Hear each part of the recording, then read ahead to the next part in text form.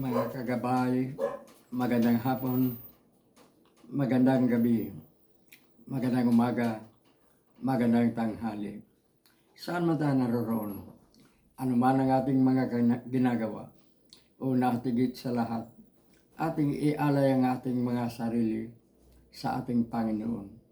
Sa loob lamang ng ilang mga sandali, ating damhin ang presensya ng Diyos. Sumas sa atin ang pagpapala, ang biyaya, ang pag-ibig at ang kapayapaan ng Ama, ng Anak at ng Espiritu Santo. Nabubuhay at naghahari, iisang Diyos, magpas sa walang hanggan. Mga kagabay,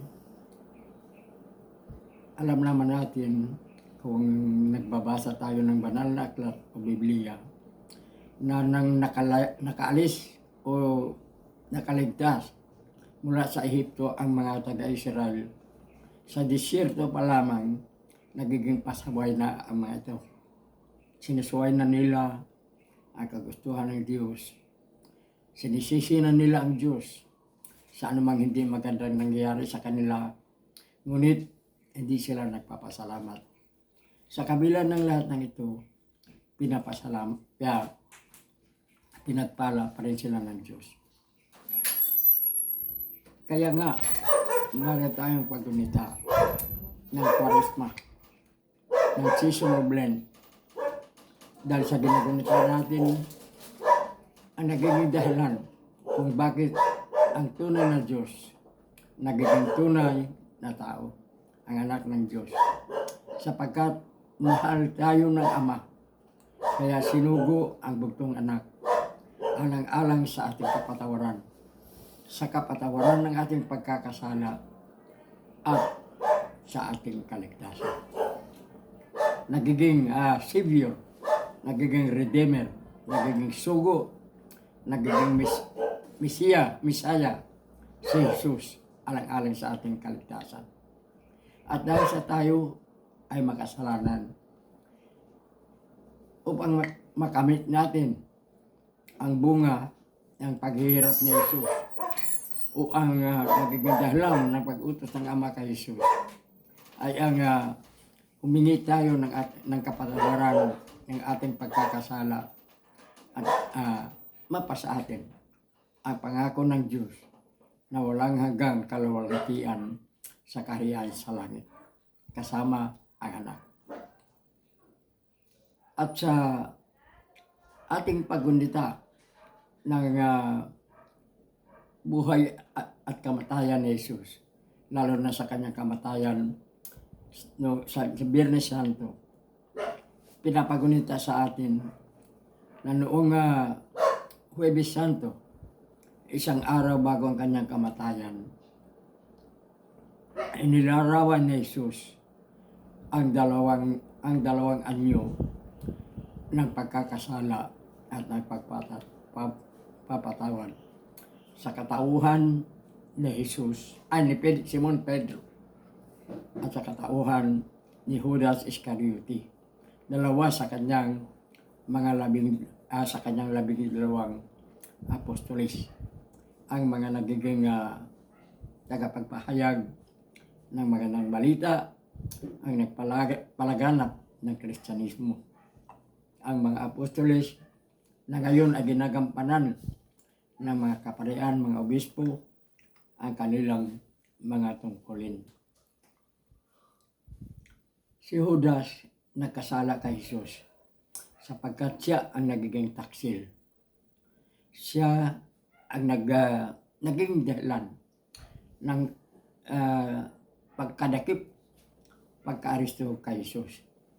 Binabayaran siya ng punong pari, ng mga Parisiyo, ng mga Sadusiyo, at ng lahat ng mga nasumatay kay Jesus ng 30 pilak upang ituro si Jesus kung nasaan ito nung gabing yan ng Huwebes Santo.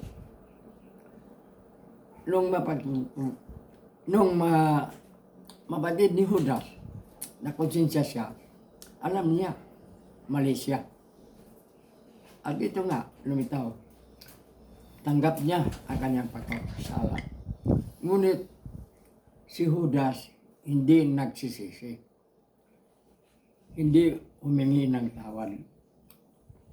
Sa halip, pumunta siya sa punong pari at ibinalik niya ang salaping ibinayad sa kanya. Yung tinatawag natin blood money, at ang sabi niya, malaki ang aking pagkakamali. Nagkakasala ako. Ayan ang pira nyo. Pakawalan ninyo siya. Ibalik ninyo siya. Wala siyang kasalanan. Ngunit pinagtawanan lamang si Judas. At isa pa sa nagkasala ay si Simon Pedro. Bago tumilaok ang isang tandang, bago tumilaok ang manok ni San Pedro, 3 beses sa loob ng 3 pagkakataon, itinatwa ni Simon Pedro si Jesus. Sabi niya, hindi ko yung kilala, hindi ko yung kasama. Bakit? Huwag niyo sabihin yan. Huwag niyo akong pagbintangan. 43 times. Ngunit ganito ang nangyari. Si Judas, tinanggap niya ang kanyang pagkakasala. Pero hindi siya gumawa ng anumang hakbang upang ipakita ang kanyang pagsisisi. Higit sa lahat, hindi siya humingi ng kapatawaran kay Jesus. Sa halip, lumaya si Judas, nagbigti, nagpakamatay. Itinapon niya yung pira sa harapan ng mga punong pare. Samantalang si Simon Pedro, nang tumilaok ang manok, umiyak, pinukpok ang kanyang dibdib sa labis na pagsisisi.